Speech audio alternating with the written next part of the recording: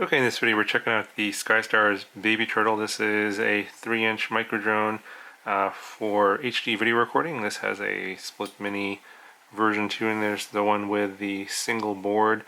And this frame here looks very similar to a lot of 3-inch HD video recording frames out there. There's the iFlight IH3, the Airblade Intrepid V2, the Flex RC, I think I was called the Beefcake. All very similar, 3-inch frame with dual stack mount points here on the bottom. As you can see here, two 20 by 20 stack setup here and top mounted battery. So yeah, a lot of similar frames like this one. This one does have individual arms. As you can see, well, actually, I'm sorry, not individual arms. These are called boomerang arms. They're actually connected. So you have a front set of arms and a back set of arms that are attached to the standoffs. And you have a bottom plate and top plate. I think the arms are 3 millimeters and the top and bottom plate are 1.5 millimeters. And then I think the side plates are also 1.5 millimeters. The whole drone here weighs 155 grams with the dial cyclone props here. These are 3052, so 3056 props, forget. 3056 props. This is what came with it. You get 2 sets of the props. The motors on here, I think I've seen these before somewhere before. I'm not sure, remember exactly where, but 1408's 3800 kV, so pretty good power, pretty decent efficiency. I think it's a good motor for this particular frame. I'm not going to give you super long flight times. You're going to have more acquirability, more speed and grunt with the bigger motor. The stack in here is a 20 amp D-Shot 600 4-in-1 ESC. You have an F4 flight controller, and you have this top board right there is the video transmitter, power switchable from 25 to 200 milliwatts. But no smart audio or VTX remote control. You have to change everything via the button there, and there were no instructions on how to change the channels and bands and power, so I actually just left it on the channel that was. It was on band A, channel 1.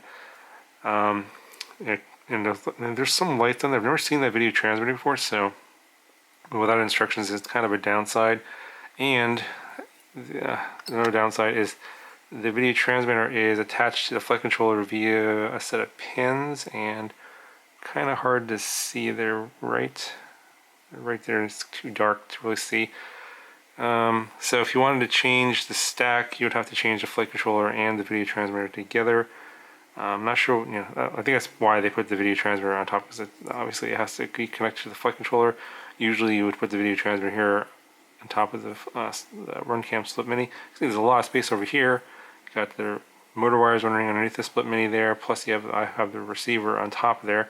It does come as a plug and play, so no receiver and no plug for the receiver. I had to figure out which plug was for the receiver. It's this one right here, and this was just an empty plug. I actually happen to have that size plug. It's a 1 millimeter JST connector, 3-pin, and it's going to be ground on the right, which is next to the USB port, power, which is 5 volts, and then the far left is the yellow, which is the signal, and it's on UART 1, and I set it up for SBus for FreeSky, and I have a FreeSky XM Plus receiver in here, and I just ran the antennas down through here and then secured them with some zip ties on the arms. Pretty typical setup there. Plenty of space here for a receiver, no problem sticking that in there. Plenty of space underneath there. They jammed everything in the back here with a three board stack, but yeah, I don't know also who makes this flight controller either. I couldn't see if there's anywhere else to solder on stuff. It just looked like that was at that one connector there for the receiver that was open, and then you have a buzzer and LED also connected to the flight controller, which I think might be these over here, so not 100% sure on that.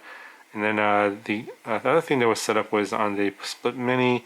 They actually connected up one of the UARTs for RunCam control, which is kind of unusual, so I'm not sure why they did that, but that's the way you have it configured. So if you want to control the camera by stopping and starting video via transmitter. You can do that, although I don't know a lot of people actually do that.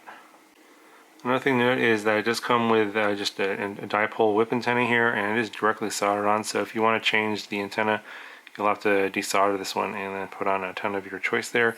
Not a lot of space here in terms of like stack height to maneuver the antenna. You'd have to probably move the buzzer LED down and have the antenna come out on top of that.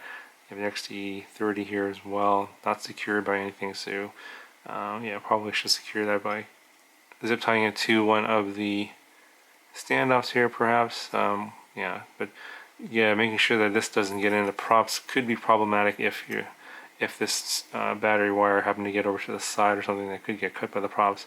So that's just something to be aware of. I did crash a couple times with this thing and didn't have any issues, but yeah, I didn't really do anything to secure the battery lead.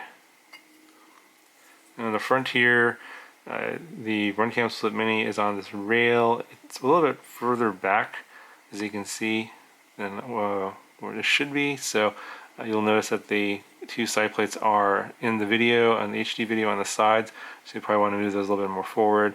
Something I didn't catch when I was setting this up. I actually really didn't do a lot of setup. I just plugged in the receiver there. I had the little plug here. I soldered it to my XM Plus, plugged that in, set up my receiver as an S-Bus for a FreeSky receiver, put in a micro SD card, and also put on the props. I did reverse the motors in BLHeli Suite because for whatever reason all the motors are going the same direction, so it was kind of weird. Always check that before you fly. It seems like they missed that in manufacturing, so while I was in there I went and just reversed the two of the motors so that everything was reversed in terms of the beta flight direction.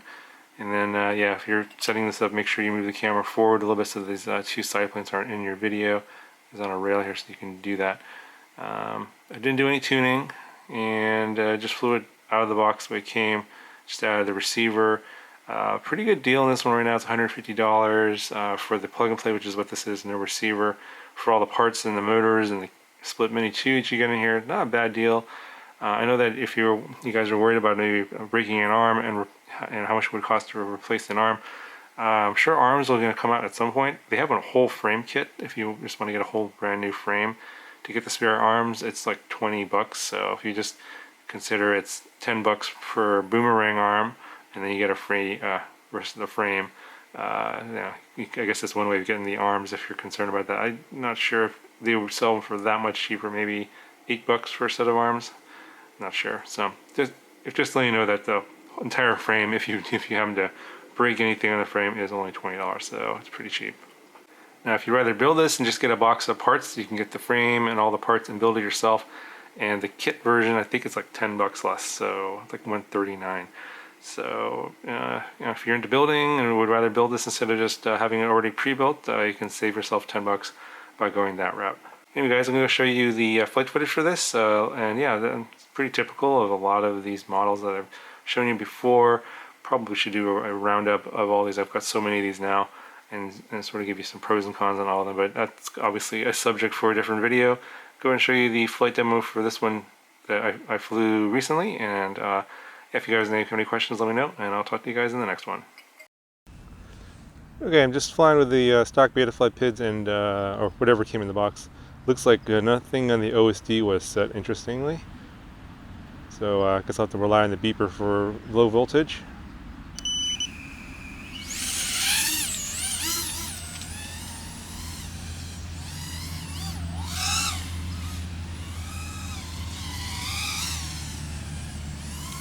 Your typical Runcam, sort of noisy video. It's not quite like video lines, but more like pixelation in the image. Not too bad. Seen worse. These motors, 1408's pretty good power.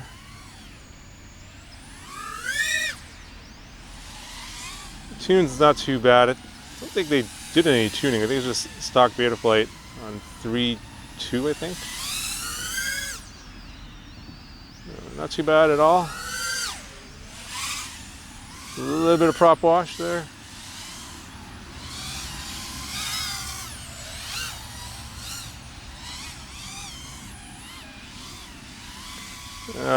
Something like this, I'm not sure I would really race this. It's going to be more, I think more like an aerial platform. But it's got big motors, so you definitely could race it if you want to.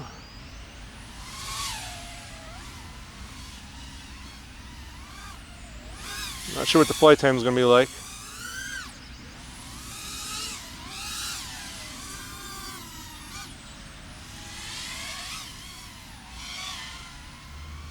Pretty good control. No problems flying it.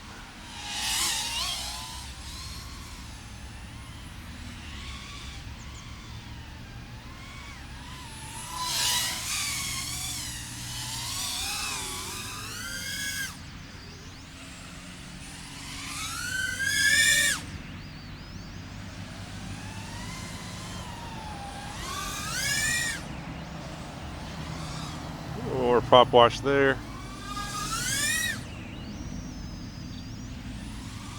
Yeah, definitely coming out some prop wash. Trying to do power loops.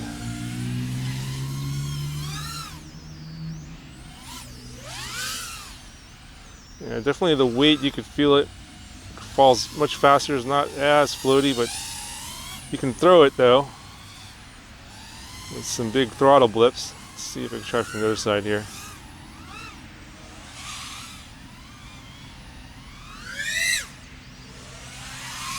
It gets thrown quite a bit there.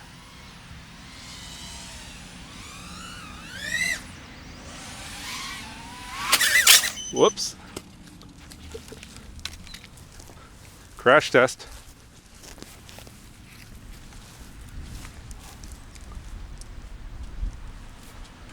Well, it looks like it's okay. I think it's still recording.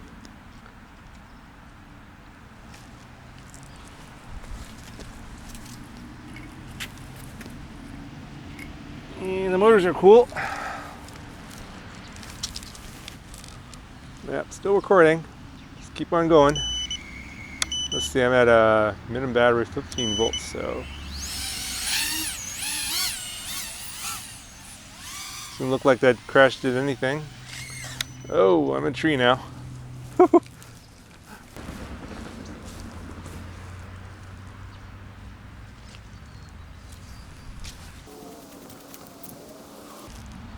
Definitely getting some good crash testing in right now. Yeah, looks all okay. Gotta stay away from these trees, I think.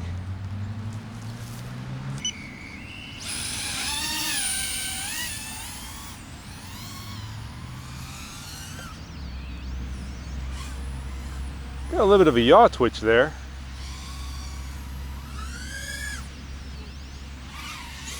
Not too bad though. They could use a little bit of tuning.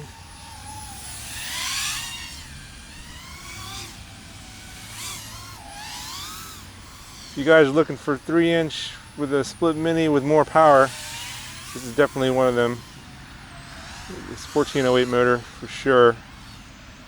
A little lower kVs, so it should be a little bit more efficient.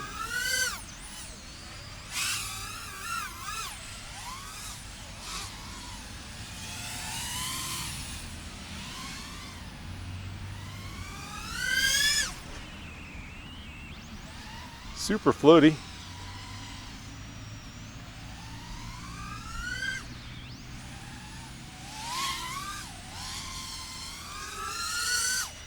There, I'm getting a low battery warning now.